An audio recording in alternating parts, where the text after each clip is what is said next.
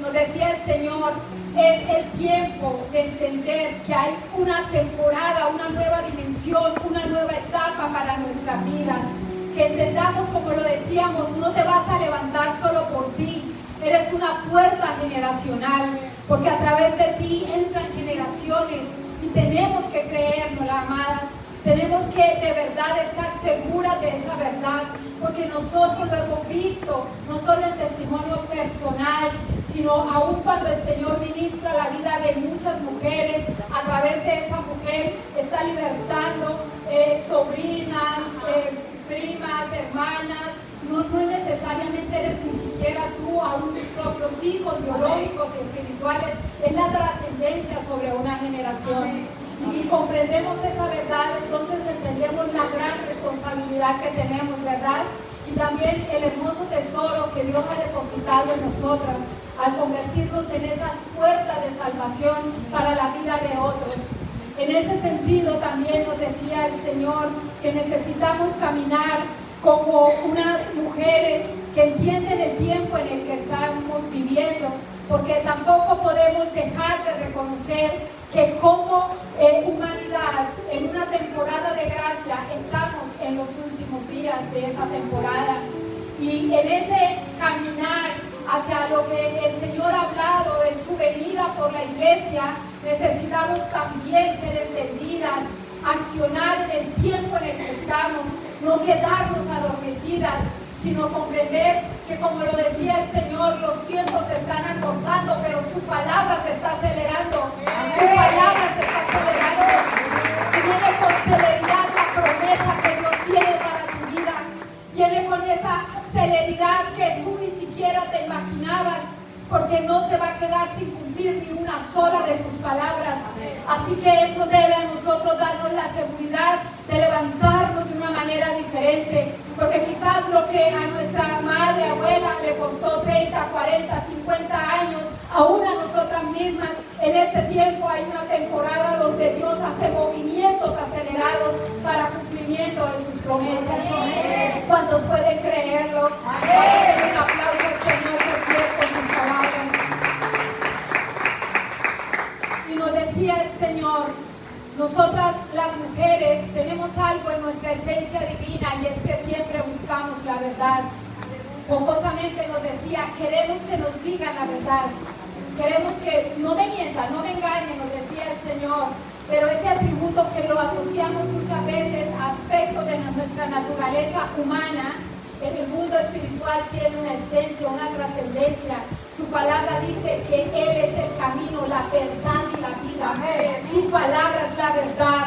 Por lo tanto, esa misma necesidad de encontrarnos con la verdad es la que hace que hoy estemos aquí, que hoy hayamos apartado el tiempo para venir a buscar su presencia, porque hay un anhelo ardiente en nuestro interior por la verdad de Dios, por la manifestación de su palabra, por creer en su poder, por tributar como le adorábamos hace un momento, de poder nosotras quitarnos todo el peso, toda la carga de la lucha diaria, de la incertidumbre, y simplemente levantar nuestras manos y adorarle y poder decirle, Señor, estoy aquí en rendición, te necesito, Padre.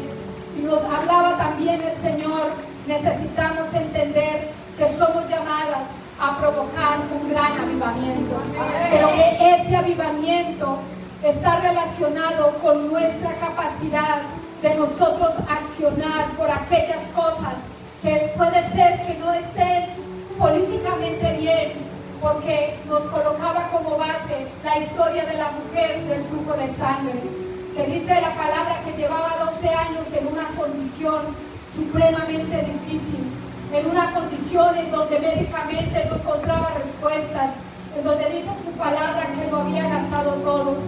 Y el Señor empezó a cada una a hablarnos particularmente, porque la palabra debe tener aplicación práctica, mis amadas. ¿Cuál es la carga? ¿Cuál es la búsqueda? ¿En qué cosas has gastado tu tiempo, tu vida, tus fuerzas, tu energía? Que al día de hoy tú dices, me siento desgastada. Que al día de hoy tú dices, me siento cansada. Aún me siento confundida. Pero estoy corriendo porque creo que el Maestro está pasando en esta jornada, en esta convocatoria del Espíritu a donde he ido. y estoy corriendo aún haciendo actos que para muchos pueden parecer sin valor, pero yo estoy extendiendo mi mano para tocar el borde de su manto, porque yo estoy creyendo que está saliendo virtud de ese manto, que ese manto tiene virtud en esta mañana, que ese manto tiene poder para traer respuestas, que ese manto está haciendo cosas sorprendentes, que mientras yo estoy en este lugar orando, adorando, el poder de su Espíritu está ministrando mi casa, mi familia, mi empresa, aquello que está en mi corazón.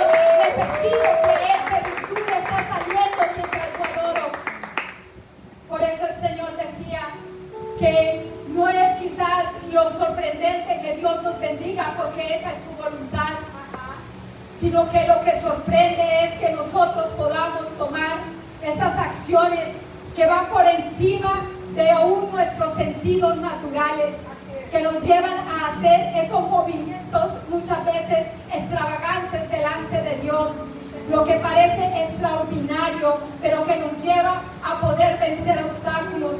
Y el Señor nos recordaba, ahí hay movimientos que se hacen en la tierra que llaman la atención del Señor. Amén. Que hace que vuelva su mirada desde los cielos y diga qué está pasando ahí.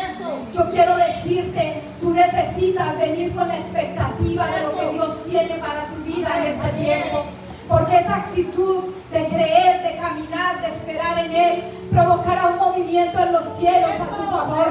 Yo lo creo que desde ya hay movimiento angelical en esta casa, hace rato que está aquí, que se está moviendo, que está ministrando, que está sanando, que está libertando, que está trayendo respuestas. Oh bendito Dios, hay una atmósfera de gloria, porque Él está en este lugar y está trayendo sus respuestas. Amén. Cuando leemos ese pasaje en donde el Señor ministraba a través de su palabra, de Lucas 8, encontramos esa historia de esa mujer del flujo de sangre, y en medio de un caminar, porque dice que el Señor iba en medio de la multitud, precede un evento con Jairo, que también venía en busca del maestro, pero en medio de ese escenario dice que había entre la gente una mujer que hacía 12 años padecía de hemorragias sin que nadie pudiera sanarla. Y el Señor nos dijo, hay cosas que yo no he permitido que encuentres la respuesta por el camino de lo humano, porque la respuesta está únicamente en Dios. En la medida en que tú encuentres la respuesta en Él, sabrás que no fue tu amigo, que no fue quizás tu esposo, tu papá, tu mamá, tus fuerzas humanas, tus capacidades, lo inteligente que eres, el puesto que tienes, el ministerio aún que Dios te ha dado, que es Dios mismo el que hizo una intervención sobre tu vida para traer la respuesta que tú necesitabas. Por eso llevas tiempo quizás buscando y parecía que no encontrabas nada, pero su palabra dice que todo tiene su tiempo y todo tiene su hora, y cada uno de nosotros o cada una de nosotros estamos aquí porque este es el tiempo de Dios, porque Él tenía marcada esta convocatoria en su agenda divina para lo que Él quiere hacer en tu vida, para lo que Él quiere traer a tu casa, a tu familia, a todo lo que hace parte de ti. Y su palabra sigue diciendo que esta mujer se acerca por detrás y le toca el borde del manto, y que al instante cesó su hemorragia. Y el Señor le hace la pregunta, ¿quién me ha tocado? Y allí también nos decía, a veces hay preguntas difíciles que traen respuestas extraordinarias. La pregunta implica, y ahí arrancamos con lo que el Señor tiene para nuestra vida en el día de hoy. Yo necesito revisar qué hay dentro de mí, porque el Señor hoy nos está diciendo, yo necesito que haya sinceridad en el corazón. Yo quiero sanarlas como sané a esa mujer, porque en el caso de ella fue una sanidad de carácter físico, pero hay sanidades emocionales, mentales, hay sanidades aún en el área del espíritu, desde el concepto de la libertad que necesitamos, que Dios quiere traer, pero necesitamos ser genuinas, necesitamos responder a esas preguntas incómodas sobre las cuales el Señor quiere hablarnos en este día. pensamos, porque cuando el Señor inició la primera administración le decía a aquella mujer con la cual permitió anoche iniciar ese tiempo de administración, que en sus manos habían marcas, habían cicatrices. Y lo que el Señor quiere hablarnos en esta mañana es que Él quiere cambiarnos de heridas a esas marcas, a esas cicatrices. Porque si cada una de nosotras contara su historia y empezara a hacer un recuento de tantos detalles, quizás tenemos muchas situaciones que podemos decir han representado heridas en mi alma, han representado maltrato, dolor, inseguridad, han representado en mi vida situaciones difíciles, adversas, que yo no quería vivir, que nunca imaginé que iba a tener que vivir, pero que llegaron a mi vida como decepciones, como pérdidas, y que a lo largo de mi vida me han convertido en una mujer insegura, en una mujer que muchas veces no cree que pueda ir más allá de lo que ha alcanzado hasta este tiempo, en una mujer que aún le cuesta creer que Dios puede obrar a través de su vida, porque no es que no le amemos, no es que no creamos en Él, quizás entendemos que Él es Dios poderoso, pero nos vemos a nosotras mismas con todas las circunstancias vividas y pensamos que no somos suficientes para que tanta gloria, para que tanto poder, para que tanta unción pueda moverse a través de nuestras vidas. Por eso el Señor quiere que nosotras traslademos nuestra condición de mujeres heridas a mujeres que llevan una marca, una señal, una respuesta de Dios en nuestras vidas. Y es así porque lo vemos bíblicamente, dice la palabra que el mismo Señor Jesús aún conserva sus marcas, ¿verdad? En su cuerpo en gloria están las marcas de la cruz. Y uno podría pensar, pero ¿por qué deja esas marcas?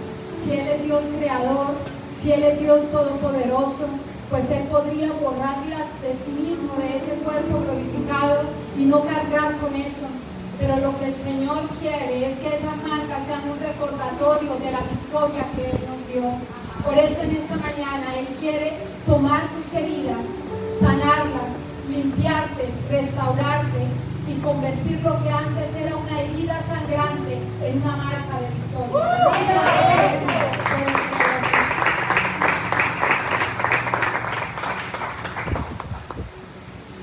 En Mateo 13, 45, 46, el Señor hace una metáfora del reino de los cielos, porque también decía, mis mujeres para mí son perlas preciosas.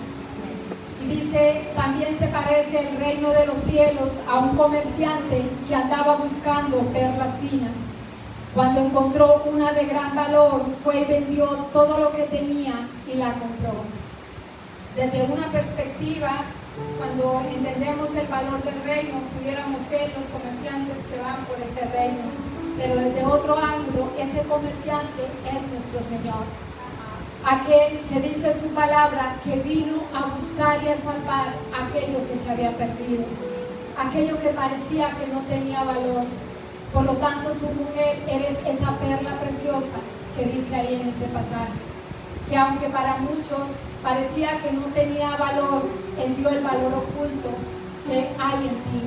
Y porque vio ese valor, Él vino a pagar el precio más alto para poder extraer toda la belleza, toda la grandeza, todo lo que Él en su inmensa sabiduría sabe que depositó en ti, cuando te diseñó desde la eternidad, cuando pensó en ti antes de enviarte a la tierra. Porque debemos comprender y creer que hubo un plan, un proyecto de Dios, un propósito por el cual luego vino la vida sobre nosotras.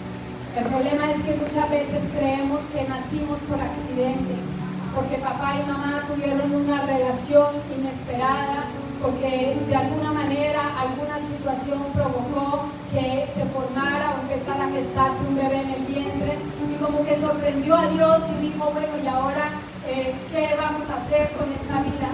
Pero no es así. La vida es por causa del propósito. No importa el medio bajo el cual seamos concebidas, aún en los escenarios más difíciles, más adversos, porque uno podría hacerse cantidad de preguntas, y sé que muchas no la podemos hacer, que aún en un escenario hasta de violación puede venir una criatura con propósito, yo quiero decirte que sí. Porque vale la vida de Dios, el propósito de Dios en medio de esa circunstancia, aún en medio de una condición de miseria, de posiblemente una familia que ni siquiera